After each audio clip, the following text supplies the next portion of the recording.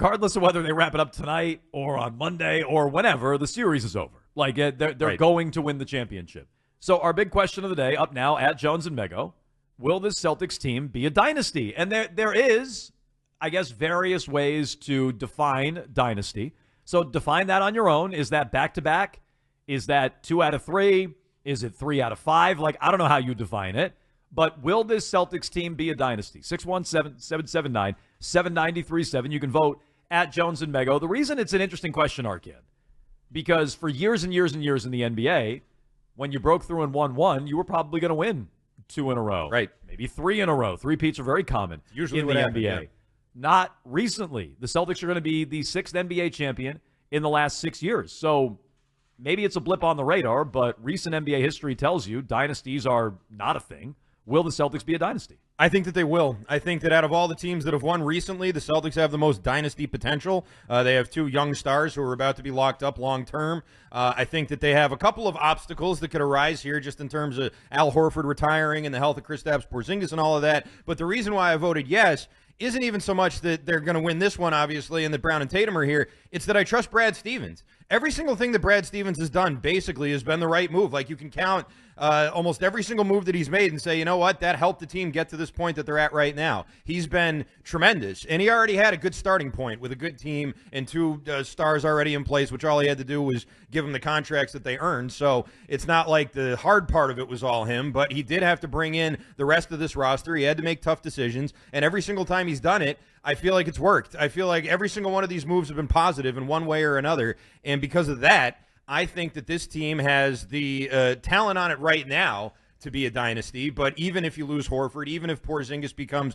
unavailable with injuries or whatever the hell else happens here, you can't predict what's going to happen in the next 3 to 5 years.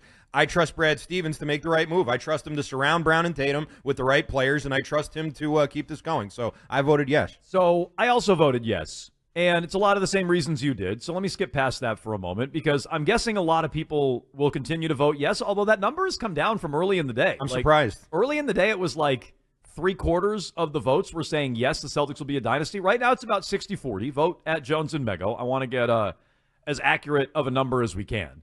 So a majority of people, I believe, are going to say the Celtics are a dynasty. And of course, you want them to become a dynasty. So let me flip it around a little bit. If 60 to 75%. It's been fluctuating in there today. Right now it's at about 63%. It was up over 70 earlier today. We'll see where it goes. If most of you expect this team to become a dynasty, I do. I agree. If they don't, is it a disappointment? I don't want to say failure because that's too strong. You break through, you win a championship. Like the 2008 Celtics are not failures. They were disappointing in that they only got one championship, especially when they got it in year one. So is one championship enough? Maybe that's another spin-off topic here. If we all expect them to be a dynasty, and we all look at it and go, well, Tatum and Brown are in their prime. Holiday's under contract. Porzingis is under contract. Horford has another year on his deal. We all expect them to pay Derek White. We'll see what else they do with the rest of their roster. You know, if you care about Hauser and Pritchard and guys like that. But your top 6, I think, is going to remain intact. You won 64 games. You're about to go 16-2, I think, throughout the NBA playoffs. So you should win again, right? And if you don't, did this team win enough? And that doesn't mean you need to win back-to-back, but we're talking about multiple championships. Do what the 2008 Celtics with Pierce and Garnett and Allen couldn't. If you get back 2 years from now, don't blow it like that team did. And that team, make no mistake, blew it. They had a lead in the NBA Finals. Sure. They were up big in Game 7, and they blew it. So maybe we need to start with quantifying in your mind, Arcam, what constitutes a dynasty. What is a dynasty? I've always thought, and this is just my own personal dynasty math, but for me it's always been at least 3 championships in 5 years. That to me constitutes a dynasty, no matter what order it's in. Even if you don't go back-to-back, which you technically could, do one every other year. That's kind of, I think that's what the Spurs did. Well, the Spurs never won back-to-back, right? This is who I was just looking up. The Spurs definitely never won back-to-back. Yeah. I don't know what the window was. I'm checking you, though. So either way, that's sort of, in my mind anyway, how I've always thought of it. I think you need to get at least 3. 2's not a dynasty, even if it's back-to-back. And they need to be within a 5-year window to sort of complete the – that's sort of how I look at it. Like every half-decade worth of years, if you win 3 championships, you're a dynasty. Okay, the Spurs won 5 in the Duncan era. Or, I mean, they've won 5 in their franchise history. They won in 99, they won in 03, they won in 05, they won in 07, they won in 15. So they did win 3 in 5 years by your math. The other one I wanted to check right here was Golden State. Golden State won 4 and 7. Is that right? They won 3 out of 4. 4 and 8 maybe is what they won. They won in 15. They won in 17. They won in 18. They won again in 22. And they also made, other finals in between. So really 3 out of 4 is what that team won. You'd call them both dynasties, right? I would. 3 and 5 for the Spurs, 3 and 4 for the Warriors. Definitely. Something like that. I think the number's 3. Like, the bad boy Pistons won back-to-back titles. Is that a dynasty? No. The Hakeem Rockets won back-to-back titles. Is that a dynasty? I would say no. How about Kobe and Gasol? Is that a dynasty?